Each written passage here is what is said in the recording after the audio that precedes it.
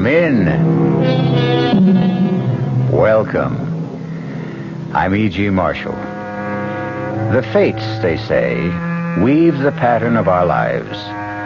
Some there are who believe that whatever happens to us is destined so to be, while others talk of free will.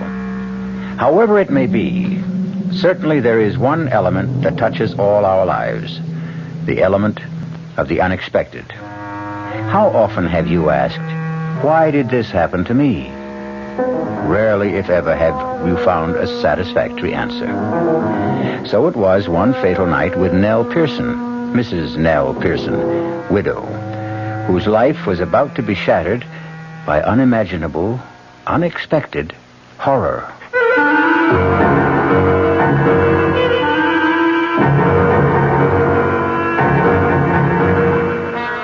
Our mystery drama, The Lodger, was written especially for the Mystery Theater by George Lothar and stars Kim Hunter.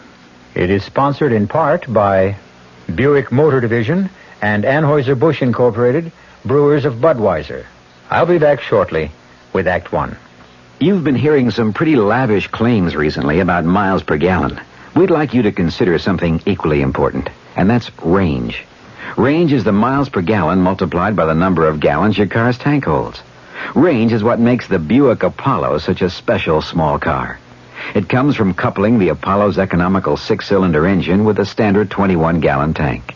It holds a lot, but it doesn't use a lot. Look into the Apollo.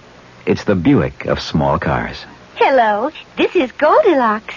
It seems like only yesterday that I was a little girl tasting porridge. You know, this one's too hot. This one's too cold. And now I conduct taste tests on diet drinks. And there's one I must tell you about. Sugar-free Diet 7-Up. It has a fresh, natural, delicious taste. It drives my taste-o-meter crazy. Sugar-free Diet 7-Up. This one's just right. Dreaming about becoming richer? Why not wake up richer every day? At Suburban Savings in North Jersey, getting richer is an everyday reality, because Suburban has put into effect higher effective returns. Suburban's limited issue 7.50% savings certificate has an annual effective yield of 7.90%. And Suburban guarantees it from 4 to 10 years with a minimum investment of $2,500. You'll sleep a lot more soundly knowing your savings are earning more money at Suburban Savings. So sleep on Suburban's higher effective return tonight and come into any of Suburban's convenient offices tomorrow in Bayonne, Edgewater, Elmwood Park, Emerson, Hackettstown, Morris Plains, Nutley, Paramus, and Sparta. Early withdrawal prior to maturity is, according to regulations, subject to a substantial penalty.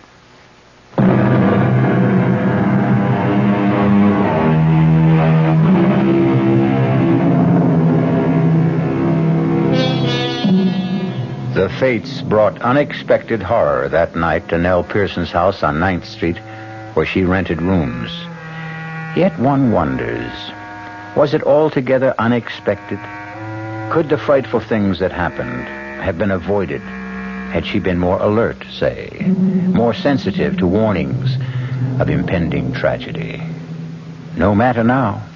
What matters is that earlier that day, in the afternoon, she had no idea that death, in its most grisly form, was shortly to enter her house. Oh, my goodness, Mrs. Pearson. Oh, my goodness. What is it, Miss Mapes? The headlines, look. Ripper strikes again. Oh, good heavens, that's awful, perfectly awful. Read it, Mrs. Pearson, read it. I am. No, out loud. I mean, I want to hear. But you just finished reading. Well, all right. The Ripper claimed another victim last night. Thursday night. He always kills on a Thursday. This time, another attractive widow, Mrs. Henry Dodd. Always a widow, always a widow. Miss Mapes, please. The body, gruesomely slashed and mutilated, was discovered by a neighbor who, hearing Mrs. Dodd's hysterical screams, rushed to her apartment. There she found the comely young widow lying in a pool of blood. Oh. And a message scrawled in red lipstick across one wall. Stop me. Please stop me. Excuse me, Miss Pearson, which windows you want washed first? I don't know, Charlie. You want to get to that today? Well, it's kind of warm out. I thought it'd be a good time to get started on them. Well, you decide, Charlie. Suit yourself. There's been another one, Charlie. Another what, Miss Mapes? Murder by the Ripper. Another widow, like always. You don't say. That makes a fifth, don't it? The fifth in 5 weeks. One a week for the past 5 weeks. And always on a Thursday night between 11 and 12. And always a widow. Oh, I better change my night out. What do you mean, Charlie? Yeah, well, Thursday's my night out, and you're a widow, Miss Pearson. You never know. The police might start putting two and two together. Oh, Charlie, you and your jokes. I don't think that one's particularly funny. I'm sorry, Miss Pearson. I was just funning, that's all. Well, take your fun out on those windows. All right, getting right to it, Miss Pearson. I'm getting right to it. Maybe he wasn't joking, Charlie. Not joking? Well, Thursday is his night out, and you are a widow, and, well, who knows? Oh, Miss Mapes, if I had your imagination... excuse me. Yes? How do you do? My name is Tony Adams. I saw your sign rooms. Wondered if you had a vacancy, maybe. Oh, yes, I do. Won't you come in? Thank you. I have a room on the second floor front. It's very spacious, light, and airy, too. Fine, I'll take it. You haven't even seen it. I've seen you. I don't go with the room, Mr. Adams. Oh, sorry. I meant it as a compliment, not a proposition. I'll show you the room. This way. May I ask your name? Pearson. Mrs. Eleanor Pearson. Nell. You've been in town long, Mr. Adams? Oh, no, a few weeks. I've been staying at a hotel, but, well, I never did like hotel living. Oh, what do you do? Reporter. I'm a reporter on the City Sentinel. Oh, that must be interesting. My husband always said newspaper work must be fascinating. What did he do? The room's this way. Why, he was a riveter. Putting in beams on new skyscrapers. Dangerous work. You've been a widow very long? Oh, it's close to 3 years now that... How do you know I'm a widow? Don't look so surprised. For one thing, you talk about your husband in the past tense, and for another, you're not wearing a wedding ring, and, well, rooming houses are run by widows more often than not. Oh, you're very observant. I'm a reporter, and that's my job. Yes, I suppose it is. Here's the room. Fine, just fine. You haven't seen it. You're not even looking at it. Why look at a room when I can look at you? Mr. Adams, let's get something straight. I've had more than one male boarder make a pass at me, and everyone found himself out on the street in short order, bag and baggage. Now, if you're after a room, fine. But if you're after something else... Ah, come on now, Nell. Mrs. Pearson, if you don't mind. Okay. I've got to get back to the paper. See you later. But you haven't even asked the price. It'll be okay, whatever it is. It's $80 a week, including breakfast and dinner. Whatever you say, Nell, whatever you say. Well, I never. Doesn't look at the room, doesn't care about the price, just drops his top coat on the bed and he's off. Well, I'd better hang his coat in the closet. It'll get all creased. Oh, no, what was that? Fell out of his pocket. Rolled under the bed. Would roll under the bed, of course. Make me get down on my knees and... Why, it's a lipstick. What in the world would he be doing with a lipstick?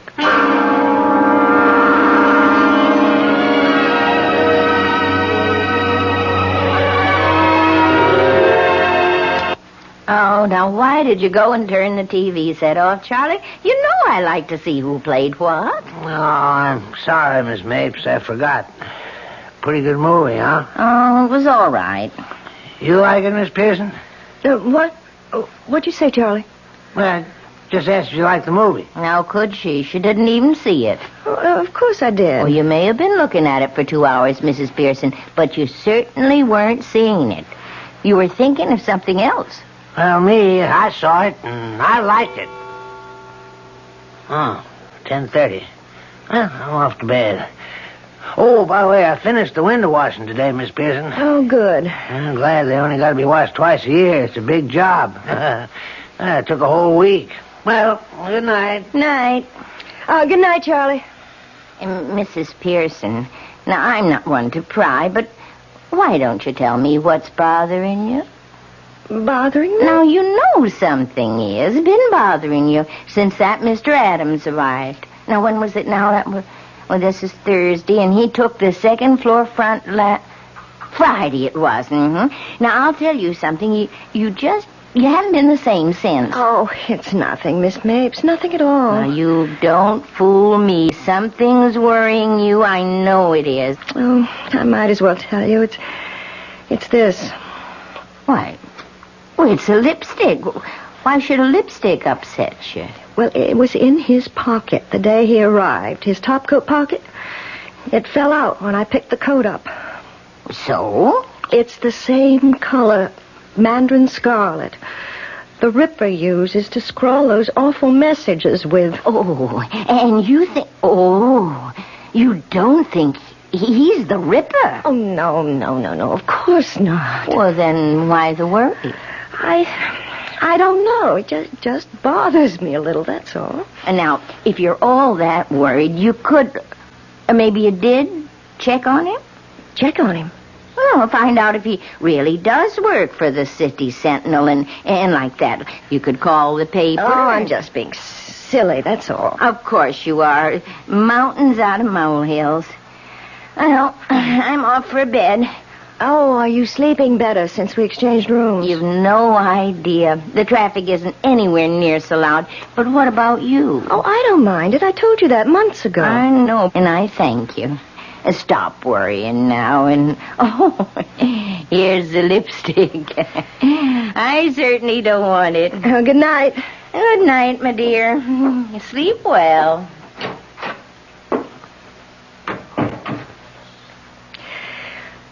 I wonder...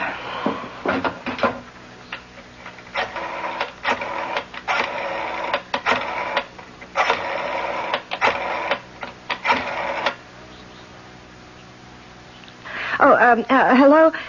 City Sentinel? I'd like to speak to Mr. Tony Adams, please.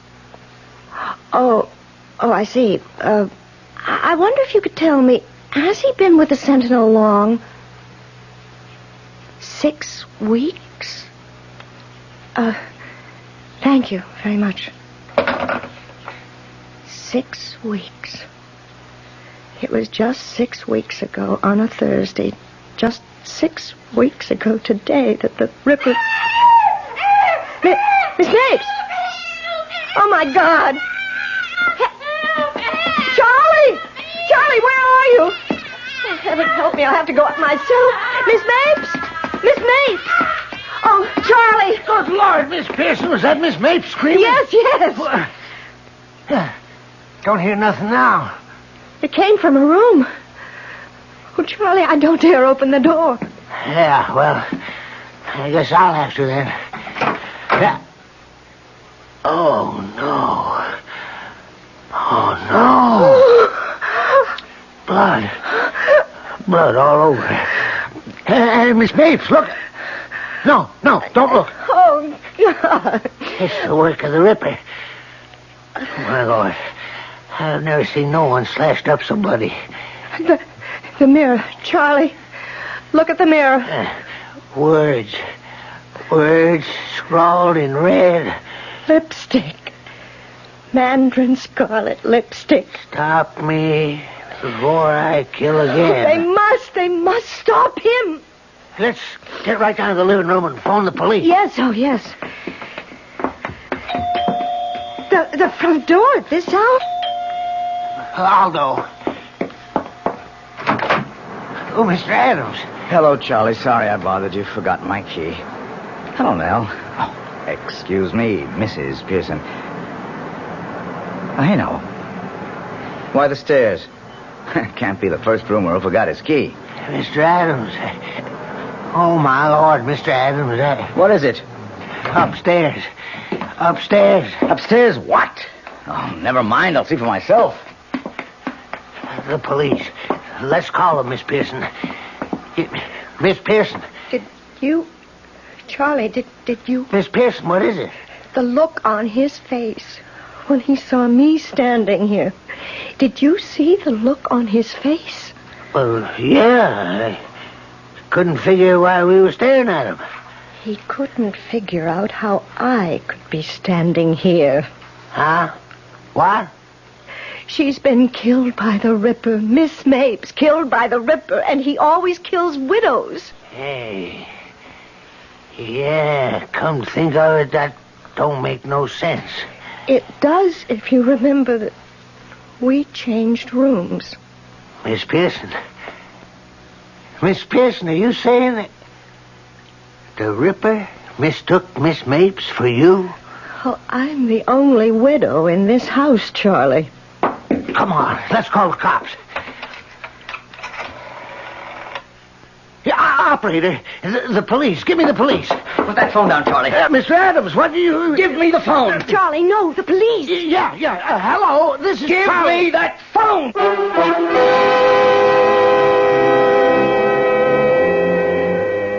So, weaving their pattern of the unexpected, the fates bring together on this fearsome night an innocent spinster named Miss Mapes and the Ripper, who mistook her for Nell Pearson. I'll be back shortly with Act 2. When you feel like having a cold Budweiser, do you automatically reach for a glass? Well, sure, Bud's a great beer any way you drink it. But without a glass, you're really missing something. Now take that wonderful Budweiser head of foam, for instance. Those bubbles, tiny though they are, still amount to something pretty special at the top of your glass. Taste appeal and eye appeal. Two results of exclusive beechwood aging and natural carbonation. It takes a lot longer to brew Budweiser that way, but brewing beer right does make a difference that you can taste. That's why, when you say Budweiser, you've really said it all. Anheuser-Busch, St. Louis.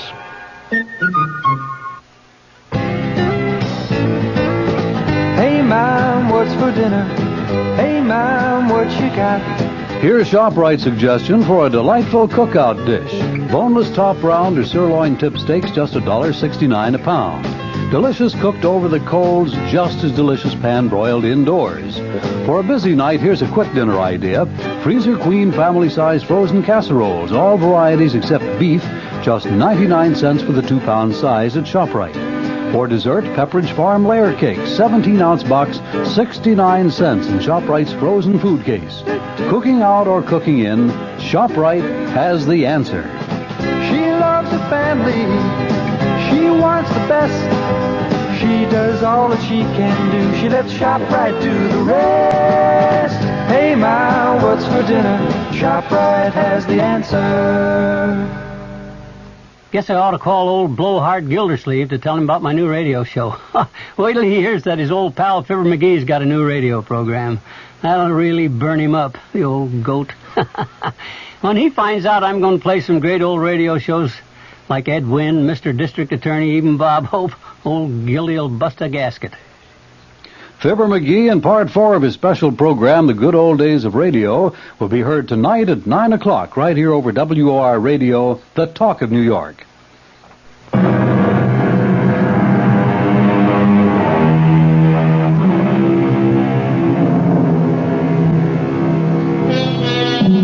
Mrs. Nell Pearson feels that she's about to faint as she sees her new boarder, Tony Adams, grab the telephone away from Charlie, the handyman, break the connection with police headquarters, and then begin to dial another number furiously. Charlie stands as if turned to stone. Nell grabs the back of a chair for support as... Give me the city desk. Hank, Adams. The Ripper is struck again. Time, 11:15. Place, 129th Street. Rooming house owned by Mrs. Eleanor Pearson, widow. What? No, not her, one of her boarders. Miss Mapes. Well, he must have made a mistake. Hank, I know, but it isn't a widow this time. Now stop talking and take this, will you? In one of the ghastliest, bloodiest murders he's yet committed, the Ripper slashed his 6th victim.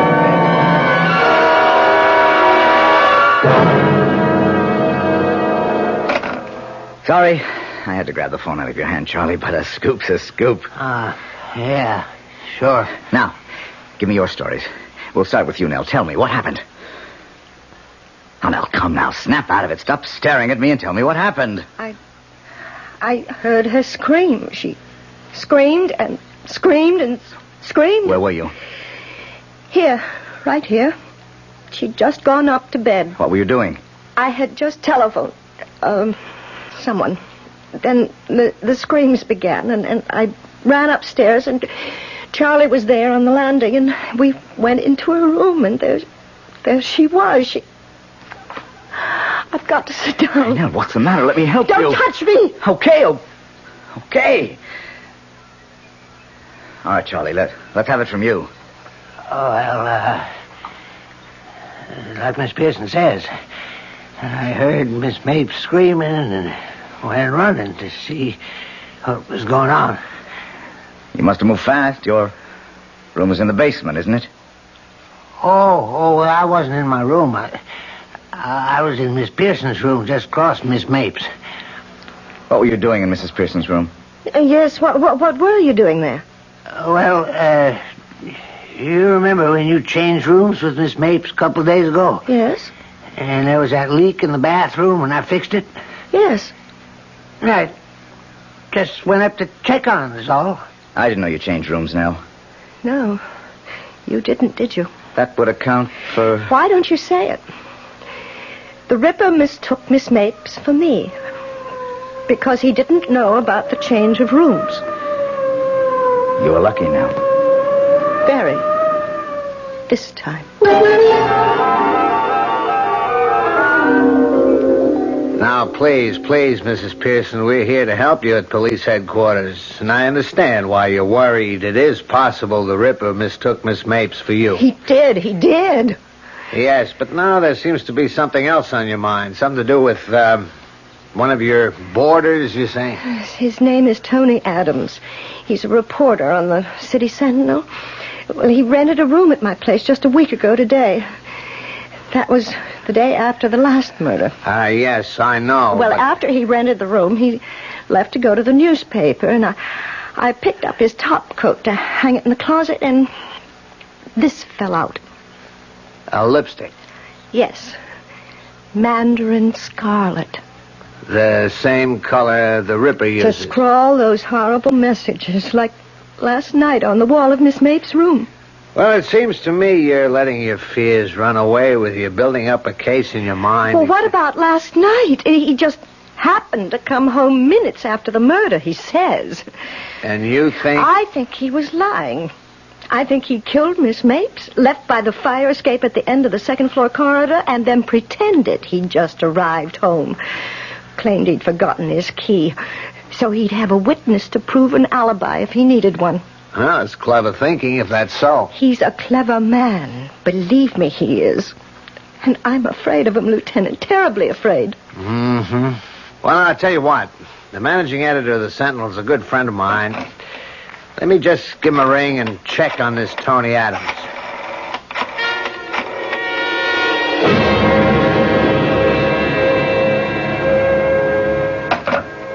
Mm-hmm. What? It's interesting. Your friend Mr. Adams was hired away from another paper, a metropolitan daily, because of the record of scoops he'd built up in a little more than a year. Scoops? Oh, that means... He always managed somehow to be on the scene of the crime first. An unusual record. A most unusual record. You think... Oh, I know what you think. He committed the crime so he could get the scoop. No, I didn't say that, Mrs. Pearson. But that's what you're thinking.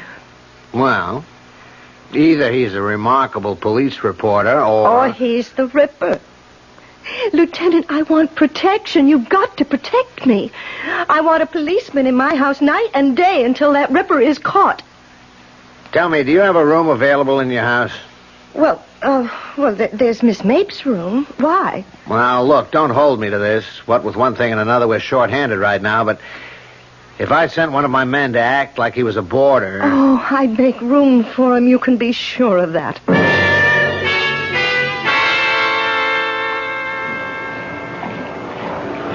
Oh, Nell. Charlie said I'd find you down here in the laundry room.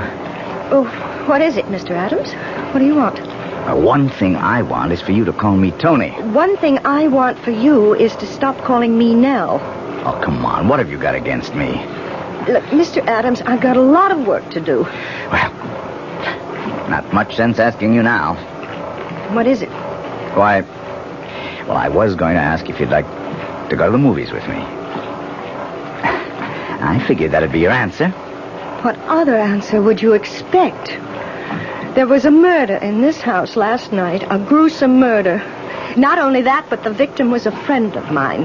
And you have the indecency to ask me to go to a movie with you? Yeah, I guess you could look at it that way, only... Look, I wish we could be friendlier, that's all. I'll level with you now. Excuse me, Mrs. Pearson. I've been thinking of settling down for some time now. So I've been looking around, you know, keeping my eyes open.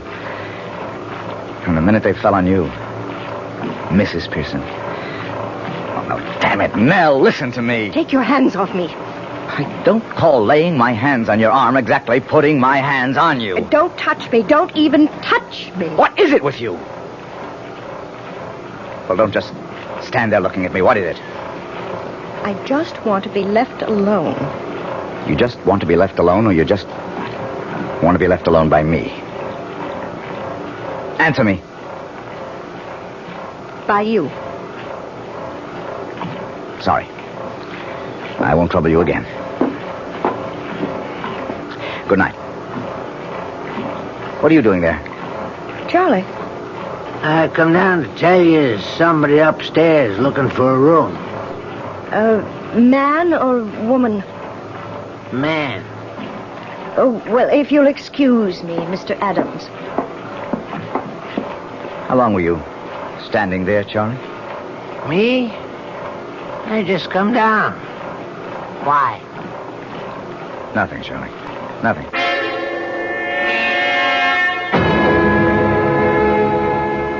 How do you do? I'm Mrs. Pearson, the landlady. My name is Bowen, Lawrence Bowen. I saw your sign out front. I wondered if you had a vacancy. Yes, I do. A bed sitting room. Would you care to see it? If it's not too much trouble. No trouble at all, if you follow me. Did anyone recommend you here, Mr. Bowen? Well, no. I couldn't say I was recommended, although... Yes? Well, you might say I heard what happened here last night, and well, that's why I'm here. Well, here we are. This is the room. So this is where it happened. Yes. Huh. What a shame to die like that. Maybe you could fill me in on some things. I got a lot from Lieutenant Golden, but I'd like to hear your side of things. Well, it's like this, Mr. Bowen. Is Mr. all right? Or should I call you Sergeant or something like that? Oh, I better keep it Mister. Oh, I understand. Did Lieutenant Goldman tell you about my finding the lipstick? Yes. Where did you find it? Well, I didn't find it, actually. It fell out of Mr. Adams' pocket. And, of course, when I saw it was Mandarin Scarlet, my suspicions were aroused right then and there. Yeah, same shade of lipstick the Ripper uses to write his messages. You found the lipstick and that aroused your suspicions. In other words, you think he could be the Ripper. I'm practically sure he is. Which is his room? Right there, that front room at the end of the corridor. I'd like to have a look at that. Is he out of the house? Oh, he may be. Though he was downstairs just a little while ago. I wouldn't want him to find me in his room. Maybe you could check and find out. Oh, of course, I'll do that. Now, be careful. Don't say or do anything to make him suspect. Oh, I won't. I won't. Oh, Charlie, where's Mr. Adams? In the sitting room. He said he's going to write some letters. Oh. Was something wrong, Miss Pearson? You act upset. No. I'm not upset. Not in the least. Thank you, Charlie. Oh, you've finished writing your letters. Huh? Yes. How did you know I was writing letters? I noticed you're holding some letters in your hand. I assumed you'd just written them. Naturally. Naturally. And now I'm going out and naturally toast them.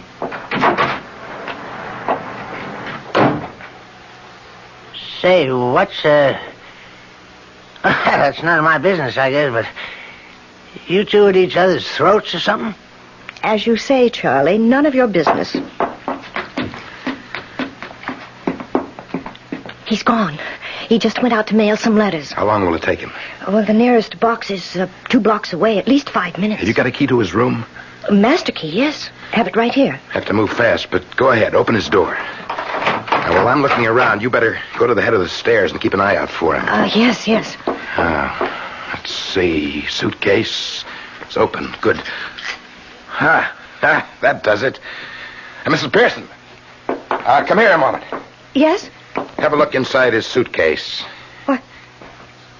Lipsticks. 3, 4, 6 of them. And all of them Mandarin Scarlet. Then I was right. You were more than right. You were smack on target. And look here, under these shirts. A knife. A long knife. Butcher's knife, Mrs. Pearson. The knife, I'm sure, that was used on all 6 victims. Lord be with us. What are you going to do? For the moment, nothing. Nothing? You're not going to arrest him? Well, we could arrest him. But I don't think we'd be able to hold him. Evidence like this, it's purely circumstantial. When we nail this bird, we want to nail him for good. Oh, I don't know. Maybe you ought to talk to Lieutenant Goldman and get his opinion. I will. You can depend on that. And I'll do it, Mrs. Pearson, not you. Well, I don't understand. If Adams is planning to murder you, he's keeping tabs on you. So don't try to contact the lieutenant in any way. Leave all that to me. Oh, very well, I will. Oh, Mr. Bowen, I can't tell you how glad I am you're here. There's no question about it now. He is the Ripper. He was planning... He is planning to kill me. Well, he won't. I'll see to that. And that's a promise.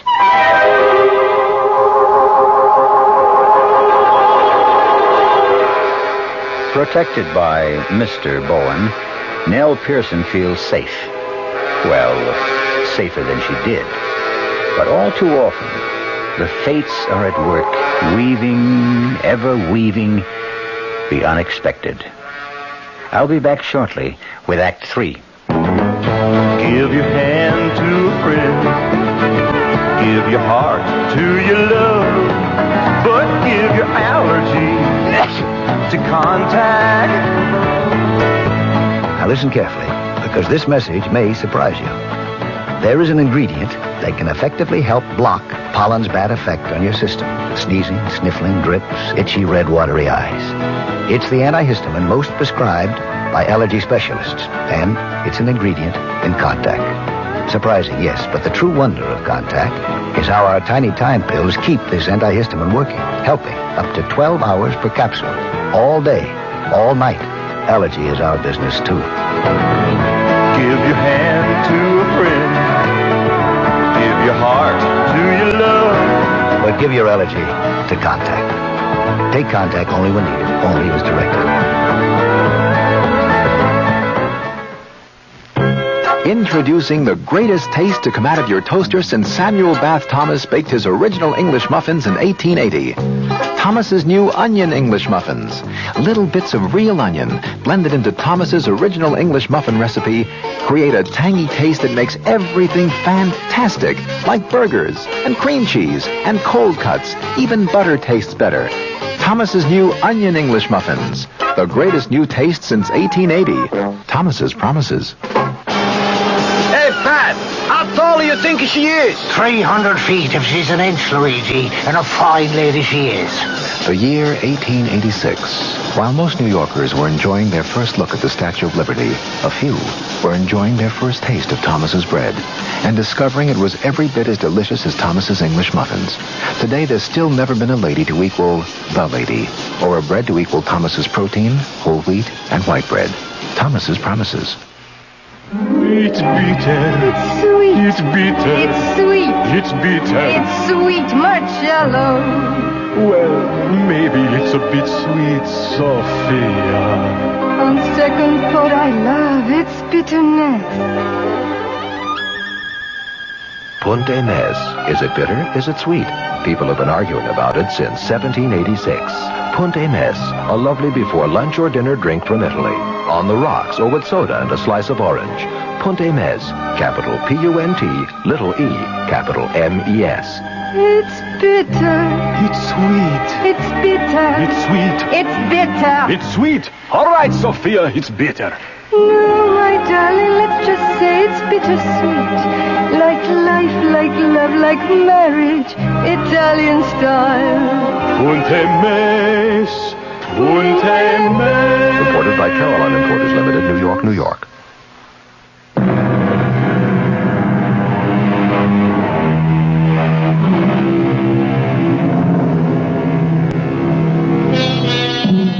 With Officer Bowen in the house to protect her, or perhaps I should say Mr. Bowen, Nell Pearson seemingly has nothing to fear.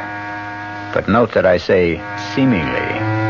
And having noticed it, let's move on, you and I, to the dining room in Mrs. Pearson's rooming house some days later. In fact, the evening of the following Thursday. Delicious meal, Mrs. Pearson. As always. Thank you, Mr. Bowen. Sure is. Oh, Mr. Bowen. Yes.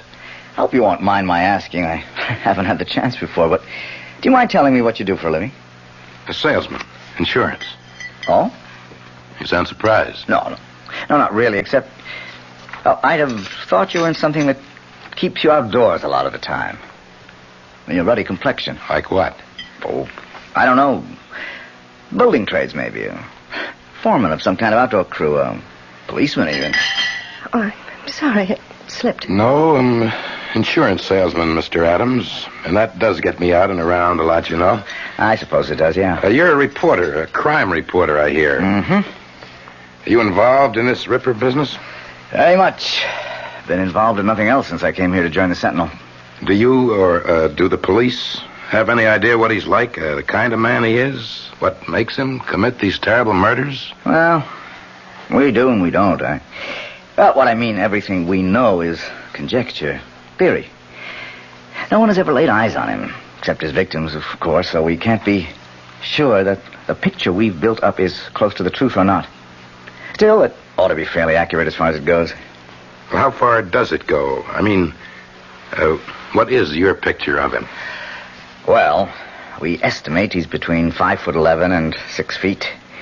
We get that from the height of his victims and the downward direction of some of the knife thrusts. Must we talk about the Ripper at the dinner table? Oh, I'm sorry, but Mr. Bowen asked. And... Well, there must be something else you can talk about. After all, there has been a murder in this house, and it was the Ripper, and this is Thursday, and the night that he commits these terrible crimes, and... Well, really? Oh, Nell, I am sorry. Me too, Mrs. Pearson. I'm awfully sorry. It's all right. Just stop talking about it. I certainly won't. It is Thursday night, and that means I've got to stake myself out at police headquarters. Want to be right in the scene, is that it? I'm always on the scene, Mr. Bowen. It's my job.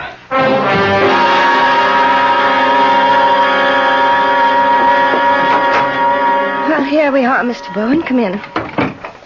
Well, now, this is very nice. Very comfortable, Mrs. Pearson. I can't understand why Miss Mapes, poor woman, wanted to change rooms with you. Well, the noise of the traffic bothered her. Well, no traffic noise that I can hear. Well, that's because it's so late. It's nearly 11, but Miss Mapes usually went to bed quite early. I see. Better lock the door, Mrs. Pearson. Oh, but with you here to protect me... Well, the fewer chances we take, the better. Oh, well, I'll lock it. Good. Now, all we have to do is just sit and wait. Till midnight, that is. After midnight, you'll be safe. At least till next Thursday. You mind if I turn on the TV? Oh, of course not. Why should I? Well, you'll want to read your newspaper you brought, won't you? No, not necessarily. I thought I might kill time while waiting, but... No, go ahead. Go ahead, turn it on. We can catch the 11 o'clock news when it... Oh, excuse me. Hello? Mrs. Pearson? Yes. This is Lieutenant Goldman, police headquarters. Oh, yes. I just wanted to let you know you have nothing to worry about tonight. Oh, I'm sure I don't. I feel perfectly safe. You'll feel even safer when Officer Randolph gets there. Did you hear me, Mrs. Pearson? Why, Why, no. What did you say? I've sent one of my men, Officer Randolph, over to your place. He ought to be with you in about 5 or 10 minutes. I'm very sorry I couldn't send anyone to stay with you through the week, but as I told you, we're short-handed. You understand? Mrs. Pearson? Yes, I understand. Good. Don't worry now. Goodbye. Friend? What? Friend calling to see if you're okay? Yes. Yes. Well, you are. All your worries will be over by midnight. Would you like something to drink? Oh, no. I'd like a cup of coffee myself. I'll just run down to the kitchen. No. I can't take a chance of letting you out of my sight, Mrs. Pearson. Not now. It's 11 o'clock. Time when the Ripper does his killing. Even though he doesn't want to. Doesn't want to? No, he doesn't want to kill. He has to. How do you know? Why else would he scrawl those messages? Please stop me. Don't let me kill again. Always with the same kind of lipstick, Mandarin Scarlet. And why a lipstick? One of these. Why one of these? You're... Yes? You're the Ripper? I'm sorry to say that I am, Mrs. Pearson.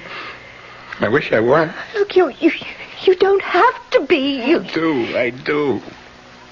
I can't help myself. I just can't. Right now, this minute, I know what I'm going to do. And I don't want to do it. But I know I won't be able to help myself. They must catch me, Mrs. Pearson. They must catch me. They must stop me. They are going to catch you tonight. There's a police officer on his way here now. He'll be at the front door any minute. But you won't be able to admit him. Someone will. Charlie will. I don't see how. What do you mean you don't see how? He'll ring the front doorbell and keep ringing until someone answers. No one will hear the doorbell, Mrs. Pearson. I disconnected it. The newspaper you brought. Not to read.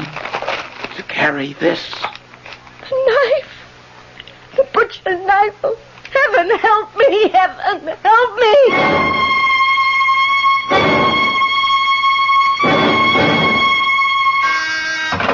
Goldman. Yes, send him in. Come in, Adams. Got a message you wanted to see me when I came in. Yeah. Coffee? Never turn it down. I just wanted to let you know I assigned a man to stay with Mrs. Pearson between 11 and midnight, and another hour or so after that, just to be sure. Thanks a heap, Lieutenant. I appreciate that. I think you're more worried about her than she was about herself. Well, to tell you the truth, I'd have stayed with her myself if I didn't have to cover headquarters. And if she'd have let me. Let you? For some reason or other, she won't have anything to do with me. Me, I go for her. She turns me on, you know what I mean? But I can't get to first base with her. You ready for a shock? What? I didn't tell you this before because I didn't get the chance. Too damn busy with one thing and another, including putting a check on you. I don't get you. I had you checked out up and down and sideways because, well, you're not going to believe this. Mrs. Pearson was convinced you were the Ripper. Nell Pearson thought I... Excuse me. Goldman. No one answers. Well, that doesn't make any sense. She's there. I talked with her on the phone 10 minutes ago. Tell him to try again. And tell him to make sure he's got the right house. These rookies. What? The guy I sent over to stay with Mrs. Pearson says nobody answers the doorbell. Not out of order, is it? Oh, well, I know. I've got a key. Maybe he went to the wrong house. Yeah, maybe. Look, you don't know what you're saying. I never tricked you. Oh, yes, you did. You say you changed rooms with that Miss Mace because she wanted to. But what you were doing was tricking me, that's what. You're all alike, you widows. Vile, vile, vile. Please believe me. Believe you? Believe a widow? Never again, never again. I believed one. I married her, but never again. You know what the Chinese say? Fool me once, shame on you. Fool me twice, shame on me. I learned that from her. She was nuts about everything Chinese. Pagodas all over the house, Chinese screens, parading around. She was always parading around with dresses slit up to here, up to here. Even her lipstick.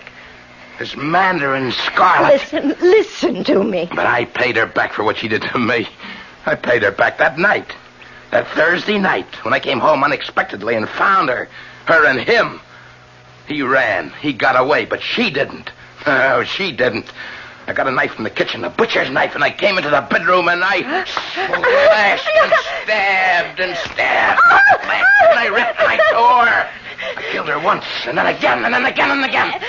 Kill her as I'm going to kill you now. Please, oh, please. What do you want first, huh? A slash across the face? A slash across your beautiful lying face? It'll do you no good to run. They all tried that and they failed.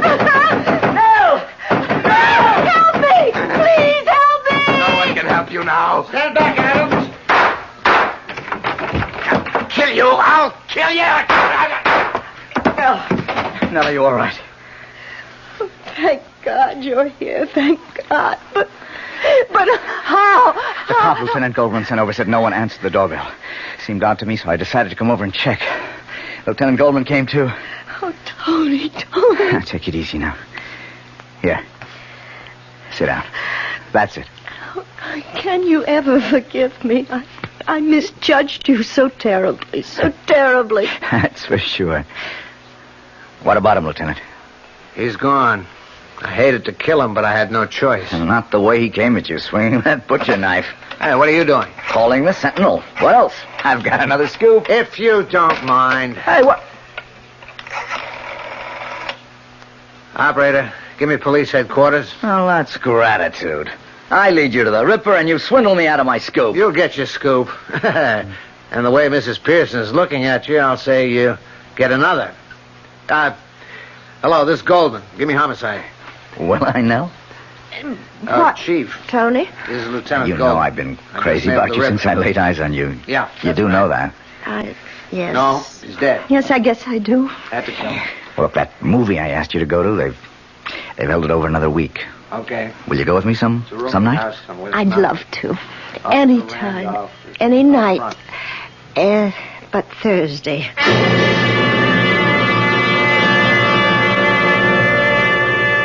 Weaving and spinning, the fates create the warp and woof of our lives. And always through the pattern runs the scarlet thread of the unexpected. Sometimes for good, sometimes for evil. And make no mistake, as the unexpected awaited Nell Pearson, so it awaits you. Great taste in the morning. Kellogg's has that wholesome taste to get you up and grinning. This is Jerry Coffer for Kellogg's Special K. We've been having some fun in our television and radio commercials by using a ball and chain to symbolize the slight overweight problem common to so many of us. We point out that being a few pounds overweight is just a little more difficult for you. Climbing stairs, just walking around, even sitting down can feel, well, like you're wearing a ball and chain. In case you missed the message, it's this.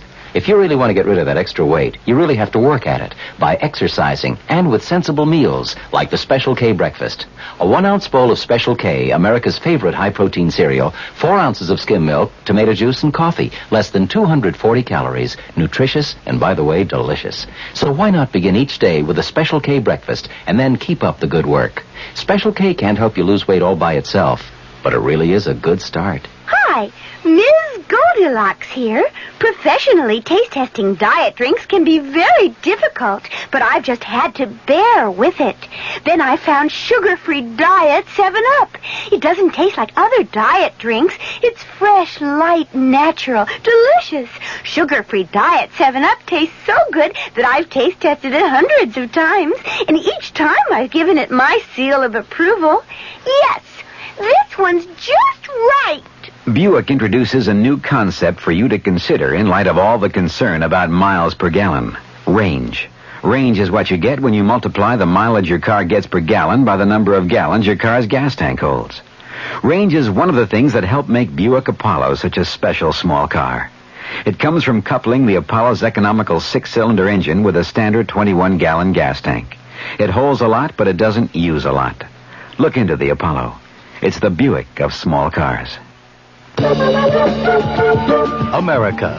We're big on that. New York, Denver, Minneapolis, St. Paul, Dallas, Fort Worth. Ozarks 2/3 transcontinental, serving more than 60 cities, all very important to us, and to the millions of people we serve each year. America.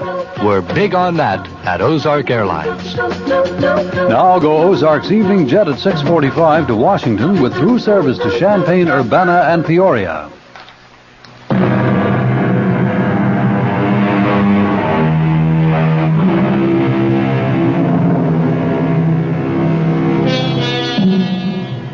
I'm sure you'll want to know that Nell and Tony are married now. Tony's on his way to becoming managing editor of the Sentinel, and Nell on her way to becoming a mother. And so the fates weave a happy ending. For once. Our cast included Kim Hunter, Michael Wager, Robert Dryden, Mary Jane Higby, and Joe Julian. The entire production was under the direction of Hyman Brown. Radio Mystery Theater was sponsored in part by the Kellogg Company, makers of Kellogg's Special K cereal, new sugar-free diet 7-Up, and Contac, the 12-hour allergy capsule. This is E.G. Marshall inviting you to return to our Mystery Theater for another adventure in the macabre. Until next time, pleasant dreams.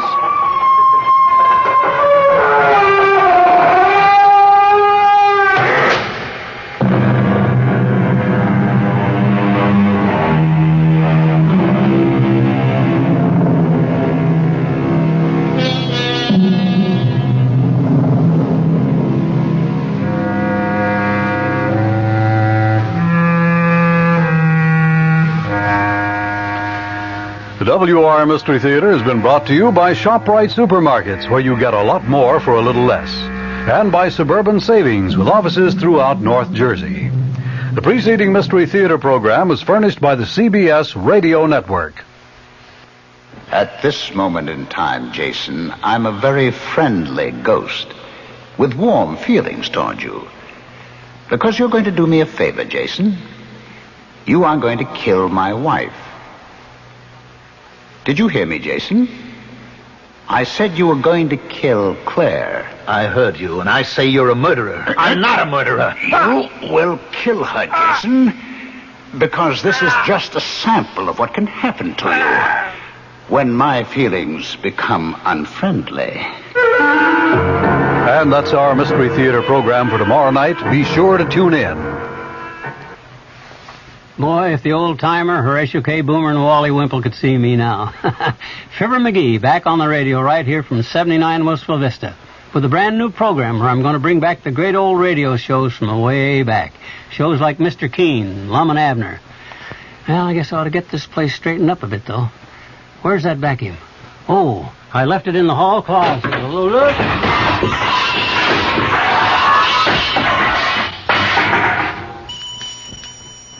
Gangbusters, Duffy's Tavern, Mr. District Attorney are just some of the highlights of Fibber McGee's special program, The Good Old Days of Radio, tonight at 9:05 right here on WOR. I'm Fulton Lewis in the Mutual Broadcasting System studios in Washington, D.C. Now, my commentary. President Nixon, it appears, will continue to take his case to the public at large, thereby hoping to head off any impeachment drives that may develop on Capitol Hill. The posture of the White House, the president's official family, has been decidedly defensive these past few days. Repeatedly, White House officials have been asserting that Mr. Nixon is not going to quit. Those assertions being, of course, in response to calls from a growing number of congressional Republicans for the president's resignation. When charges of a specific nature have been leveled at Mr. Nixon, they have been answered promptly and firmly. Just today, for example, the White House charged that there has been, in its words, a concerted effort by some sources to circulate fallacious reports that the president has used ethnic slurs in private conversations. Deputy Press Secretary Gerald Warren agreed with White House lawyer J. Fred Bushart's assertion yesterday that attempts are being made to try to poison the public's minds by charging that the slurs were deleted from the recently released Watergate transcripts. Warren today commented, We have been aware for some time of a concerted effort by some sources, whoever they are, to get this fallacious story into print. He added that several newsmen have received reports on the alleged slurs, and that it was, in Warren's words, clear to us that there was a concerted effort to get this into print, and it finally succeeded. He was referring to a story that was published Sunday in the New York Times. Publication of the charges, Warren contended, demonstrates the vindictiveness of some people that we have seen developing over the past few months, trying to discredit the president in any way possible. When asked why the White House did not release the actual sections of the tapes to support their denial that the president made ethnic slurs, Warren said that pressure for such a release of tapes is precisely what the purveyors of this sad story wanted to happen. Incidentally, my own White House sources, people who have been very, very close to the president for many years, insist that it is not only unlikely but almost inconceivable that Mr. Nixon would be guilty of making the comments which have been assessed to him by the New York Times.